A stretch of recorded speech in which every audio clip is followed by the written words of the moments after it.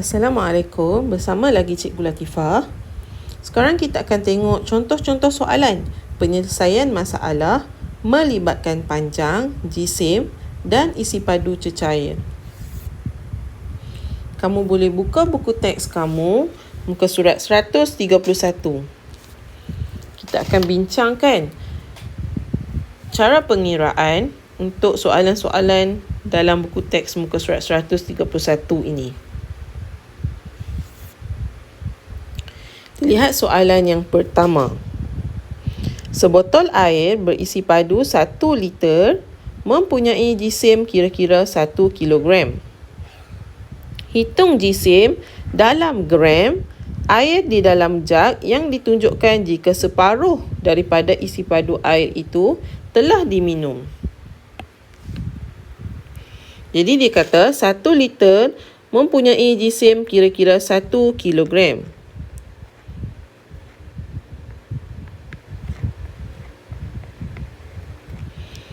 Hitung jisim dalam gram. Dia nak dalam gram. Jadi 1 kilogram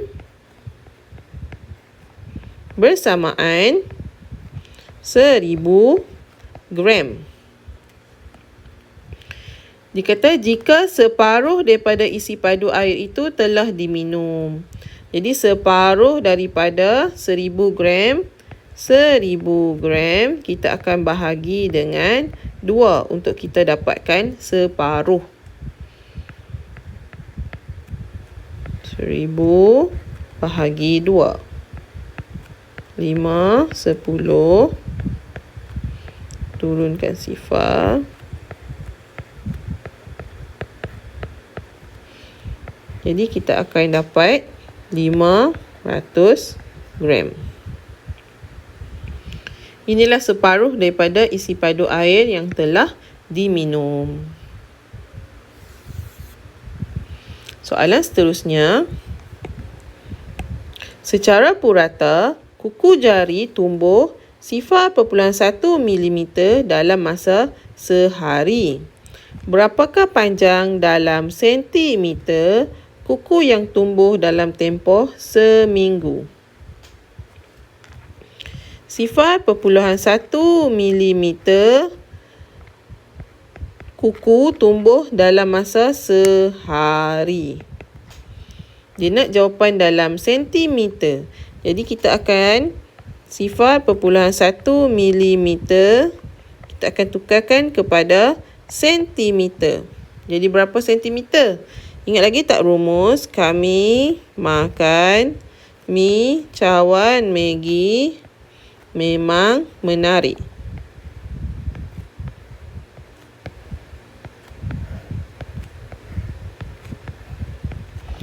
Ni kita darab 1000, darab 100, darab 10.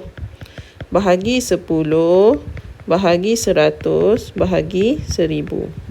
Jadi sekarang daripada milimeter kepada sentimeter, kita akan ke kiri sebanyak 1 kali. 10 ada 1 sifar. Di ke kiri 1 kali. Jadi titik akan berubah ke sini. Di titik sifar 1. Jadi depan titik perpuluhan kita letak sifar. Dapat sifar perpuluhan sifar 1 sentimeter. Untuk sehari. Dia nak untuk seminggu. Seminggu kita ada 7 hari. Jadi sifar perpuluhan sifar 1 sentimeter darab 7. Kita buat dalam bentuk lazim. 1 darab 7, 7. Sifar darab 7, sifar. Sifar darab 7, sifar. 1, 2 titik. 1, 2 titik. Jadi titik perpuluhan. Jadi sifar perpuluhan sifar 7 sentimeter untuk seminggu. Okey, boleh? Seterusnya, Raja A menunjukkan isi padu asal air di dalam sebuah silinder penyukat. Ini isi padu asal. Raja B pula menunjukkan peningkatan isi padu itu apabila 2 biji guli dimasukkan. Okey, bila 2 biji guli, air ni meningkat. Jumlah jisim guli yang dimasukkan itu ialah 10 gram. Okey, 2 ni 10 gram. Berapakah bacaan paras air jika 50 gram guli dimasukkan ke dalam silinder penyukat A? Okay, jadi dekat sini dia tulis 10 gram dimasukkan ke dalam A. Jadi tengok sini 200 kepada 300 di tengah-tengah. Jadi 250 gram.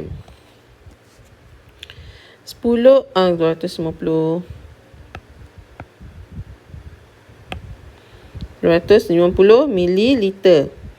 Jadi ini guli. Ini air. Isi padu air. Jadi 10 gram guli, air menjadi 250 mililiter. Jadi berapa peningkatan air?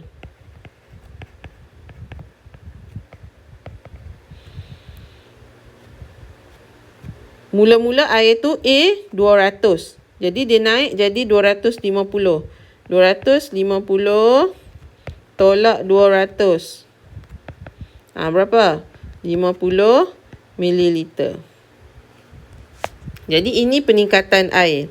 Jadi kalau 10 gram dia masukkan guli tu, air meningkat sebanyak 50 mililiter.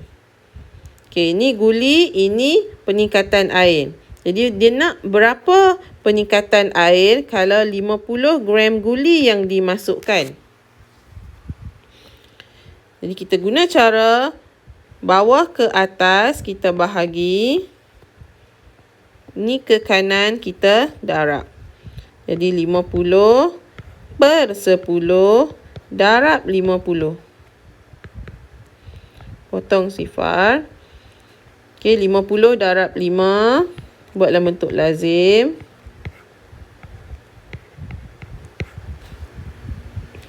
Kita akan dapat 250 mililiter. 250 mililiter ni untuk peningkatan 50 gram. Dia masukkan ke dalam A. Jadi berapa berapa isi padu A selepas kita masukkan 250 mililiter ni. Jadi 200 tambah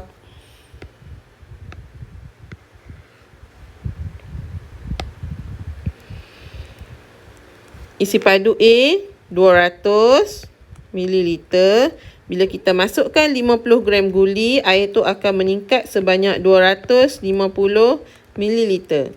Jadi jumlahnya 200 tambah 250 450 mililiter. Okay, ini isi padu air setelah ditambah 50 gram guli.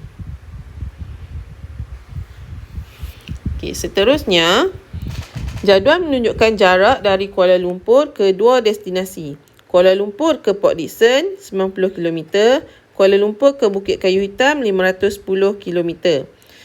Cikgu Goh memandu dari Kuala Lumpur ke Port Dickson menggunakan 6 liter petrol.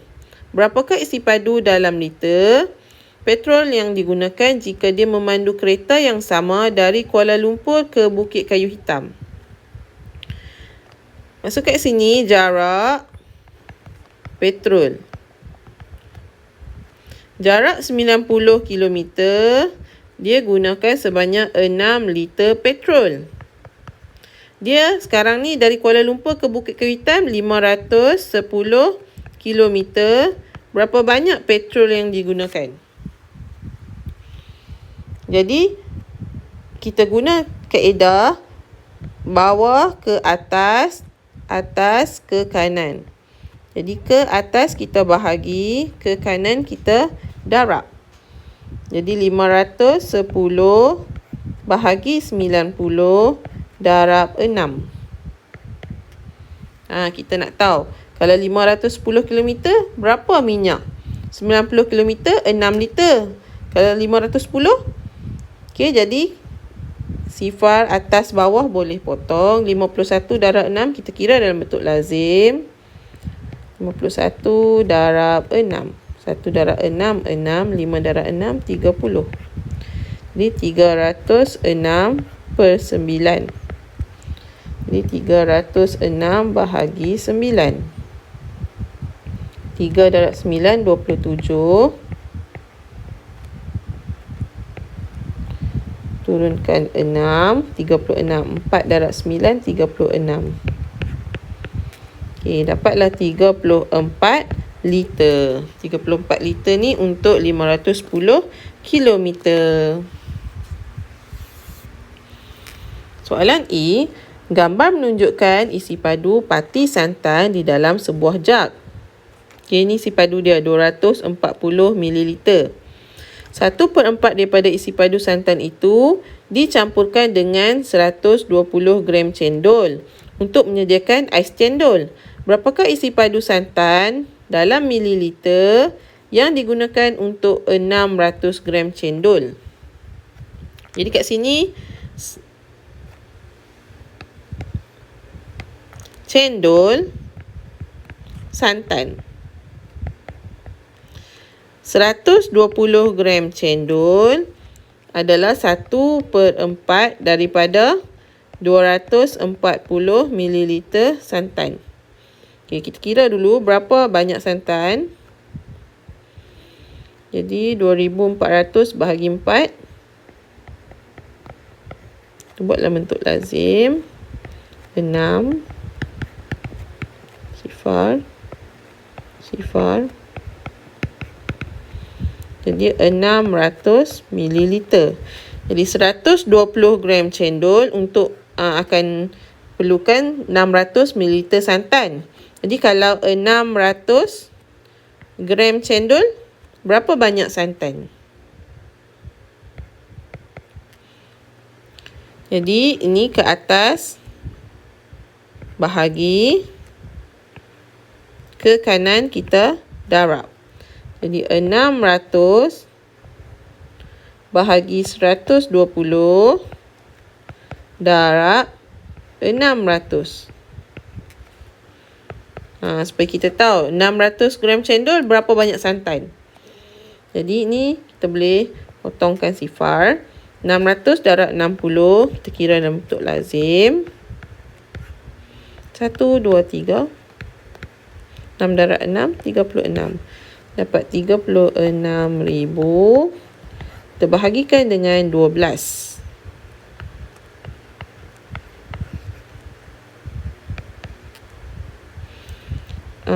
3 darab 12, 36.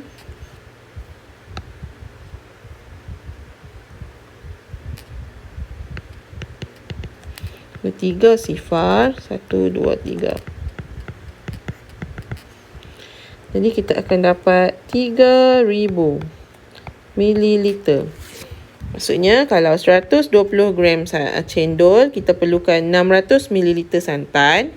Jadi kalau 600 gram cendol, kita perlukan 3000 mililiter santan.